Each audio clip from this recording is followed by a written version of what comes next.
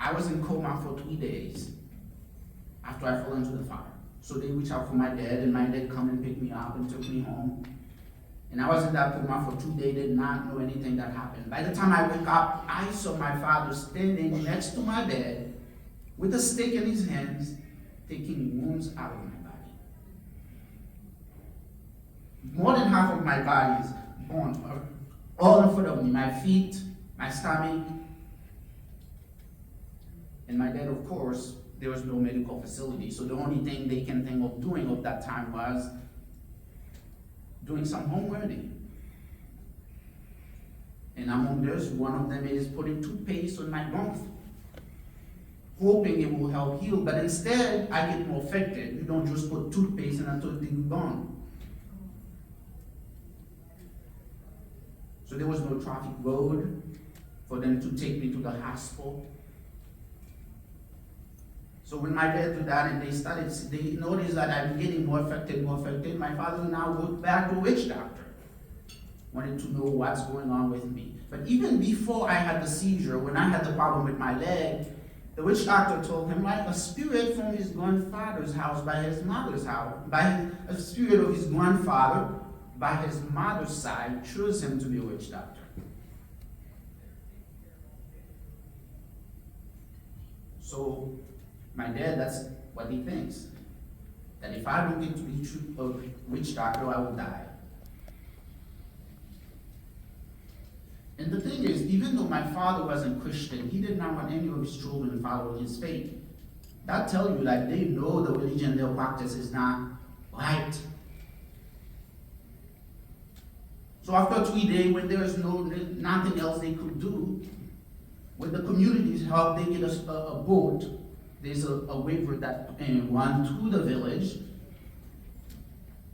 then we'll end it at the ocean. So they take the river in a small boat from the river to the ocean and get to the Gulf of the city, St. Mark's City, where I needed to see the doctor. And when they got there, they take me out of the boat and get me to the hospital. By the time they get there, again, there was another decision to make. The doctor said, there's no way he's going to survive from that. But my father did not want to see me die, even though everyone was like, give him a shot and kill him. Why let him go through all this pain and suffering if he's going to die anyway? And that doctor said, well, there's only the 50% chance of him being survived is that if he loses both of his arms. So they amputed both of my arms. And after they done the surgery, when I wake up with no arm in my bed. It's like the world changed completely. I started asking questions as a child that the child never asked. What is my life going to be? Will I ever go to school? Will I ever get married? What is going to happen to me? Will I always be dependent on my mother to help me shower, help me eat? How am I going to live? I'm from a small village. All people knows is fish and work in the rice field. What was this going to be for me?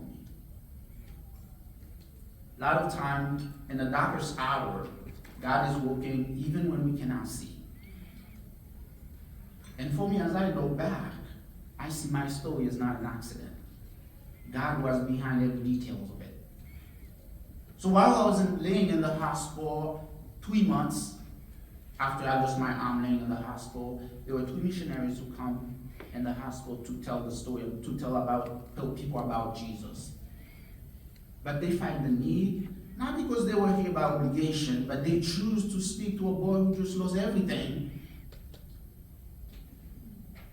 and started sharing the gospel with me. Not only sharing the gospel, hearing my story. I look back how they presented the gospel to me. I see a lot of flaws in it. But at the time, it did teach me something. The gospel, the story of Jesus, it doesn't find its power in what people say, but it finds its power in God. And when they come and share the gospel and the story of Jesus to me, it doesn't really completely make sense, but at that moment I know my heart needed God. All I needed to know was there was someone who cares about me. Yes, sir. And at that moment, I had hope. At that moment, my life changed. At that moment, I know my life will never be the same again. That doesn't mean my pen did go. That doesn't mean my pen gone. That doesn't mean I stopped asking questions. Even today, I still have questions. But one thing I did find, I find hope at that time. And then I started praying, and they still coming to the hospital and pray with sick people and pray with me all the time. And then within two or 3 months later, a missionary, a white missionary, come in the hospital. I never forget the day that she walked in the hospital. I was laying, there was a door right in front of me, and I was next to the hallway, and as she's coming, there's like this thing about her. There's an energy about her, like love, and like she's glad to be there. She didn't speak any Creole, and I didn't know any English at all. My English even was worse than it is now. So she walked in the hospital, and then she didn't know what to say to me, but she wanted to grab my attention. So she grabbed my toes and started playing with it. This little piggy went to the market. This little piggy, I have no idea what she was saying, but she wanted me to laugh, and everybody thought, that's a crazy woman. And there's something they say about missionaries, true. All missionaries sometimes acted very crazy, but because they have passion, and sometimes it asks you to go out of your comfort zone and be like someone else that you are not. And she actually showed me love at that time. So she talked to my family and said, we can help him get to the United States for better medical treatment. So she worked with my family. I remember she went to the VA to get visa at the embassy. They denied her the visa the first time. I heard that she cried and went back again. And eventually she got the visa and went to the United States for 6 months. She went me to the US and teach me some life skills, how to live independently. And also coming to the US is like coming in a new world. Things that I never seen before, completely different. In fact, I never know anybody other than a Haitian. So when I walked to the gate off of the airplane at the airport in Fort Lauderdale, I saw a lot of black people, and every black people I saw in the airport, I thought they were Haitian. And I'm wanting to introduce Creole, and Creole I'm asking, because I want to talk to them, and like, she think I'm crazy, but I never see anyone. And then the world, the village was the only world I know. So she took me there, and imagine a kid with no English, who didn't know any English, who never really exposed to anybody other than his own people. And here I am in Michigan. And her husband and her, they love me and teach me how to live independently. Even writing with my mouth, I remember the first day I started writing with my mouth. She was cleaning her room and cleaning her house, and then she gave me the piece of paper. I was sitting in front of the TV. She said, "Here, take a pen, put it in your mouth, write." And I keep drawing ink over and over again until I fill the whole paper.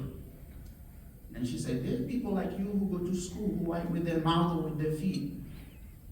To encourage me. So that was the first step I took.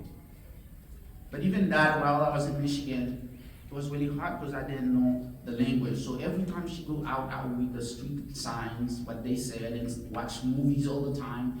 It's my favorite movie, Home Alone. I probably watched 10,000 times. In fact, my first complete phrase was, "Merry Christmas, you filthy animal."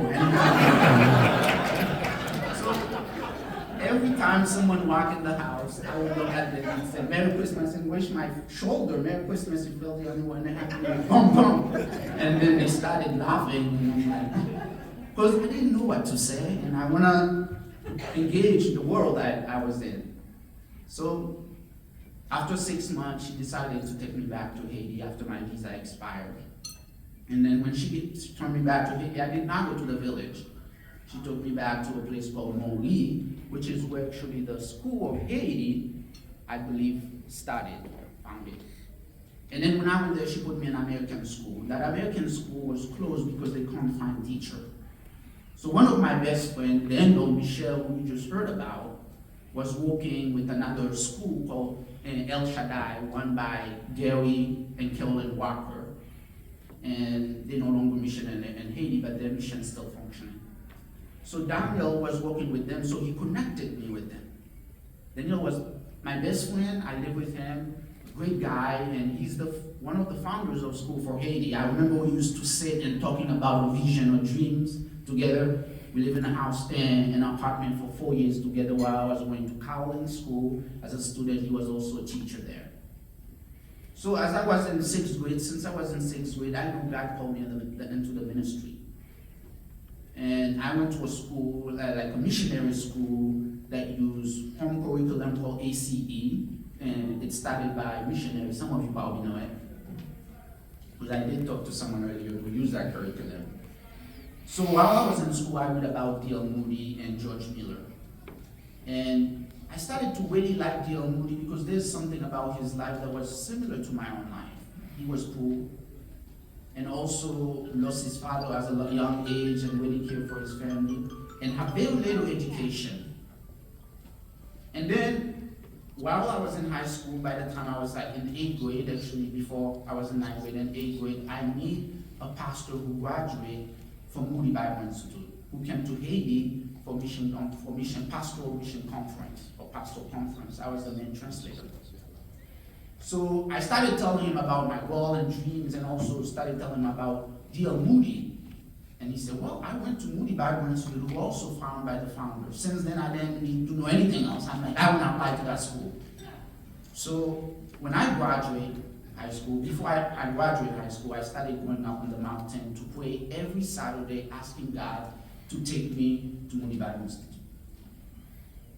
By the time I graduated, I didn't know how I was going to Moody because I have no money. I have no one who agreed to sponsor me to go to Moody Bible Institute.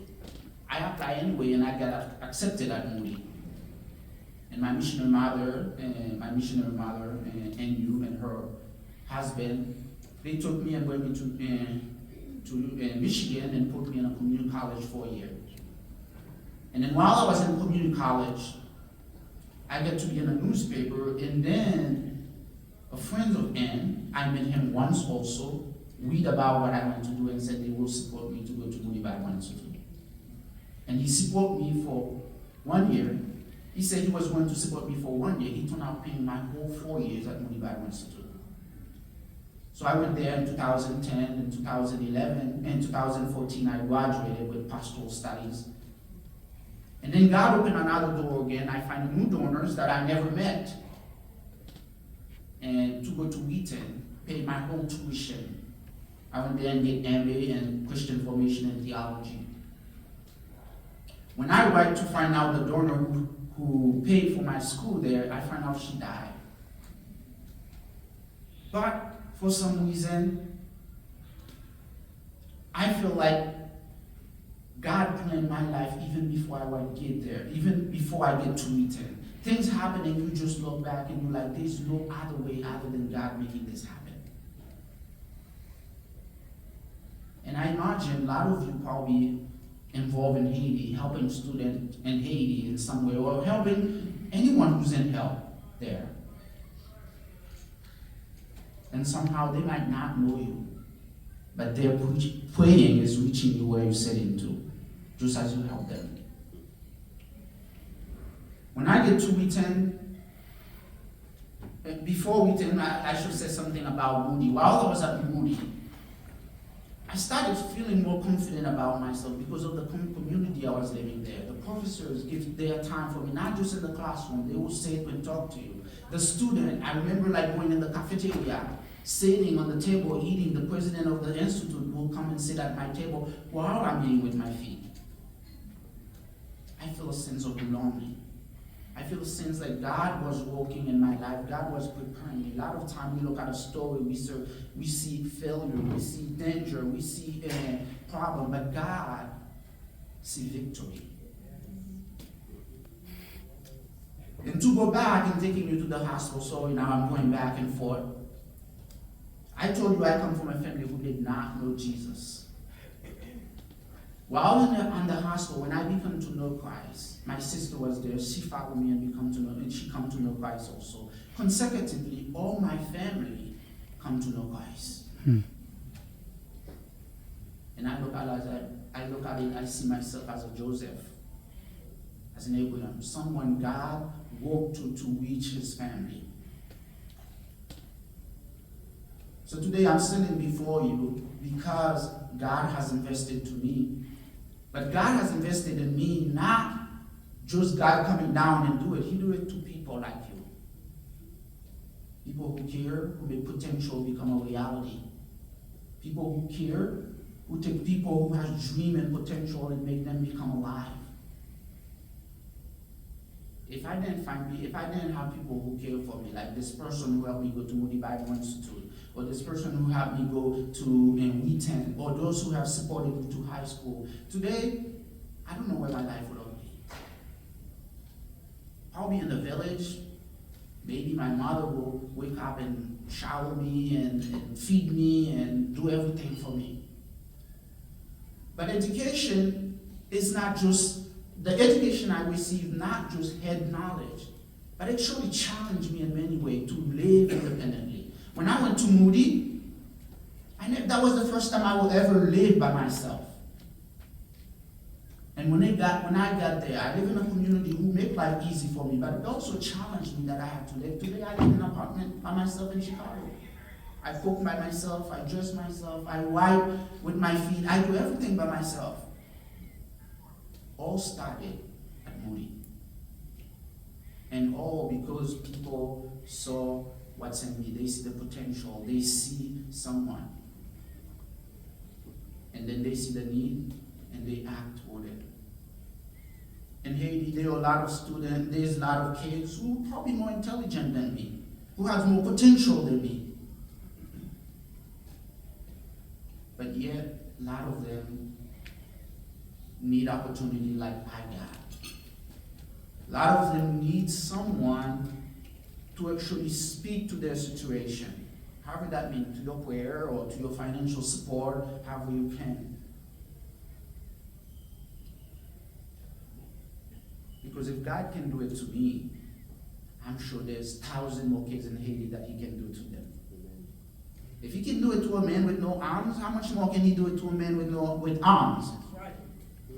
And all they do is a push. And I can tell you, when action meets potential and compassion, great things can happen. Today I can sit and talk about this lady who helped me get to Wheaton without her knowing it, or talk about Anne and she doesn't even know I'm here, but she will always be in my heart. And I can't thank God without thanking him. Not just her, but a lot of people who also involved that I did not know. Today I meet Dr. and Mr. Fewing and his wife to El Shaddai Learning Center, and to El Shaddai, the school I went to in Galilee and Cowland. And I'm with them today. I went to his house and stay at his house, all because somehow God woke it through and he has compassion. I know I come here, a lot of things I can't do, and he does it for me. He doesn't know me, he doesn't know my family, but he do it because if someone doesn't do it, then what's going to happen? He's not going to make it. There's a lot of things about my story that I don't have enough time to tell, but I'm open for question. Any question you may have afterward, if you want to ask me, ask. By the way, every time I go speak, I say this: children don't really ask the hardest question than adults. When I go to speak with children, you know what kind of question they ask me? How do you go to the bathroom?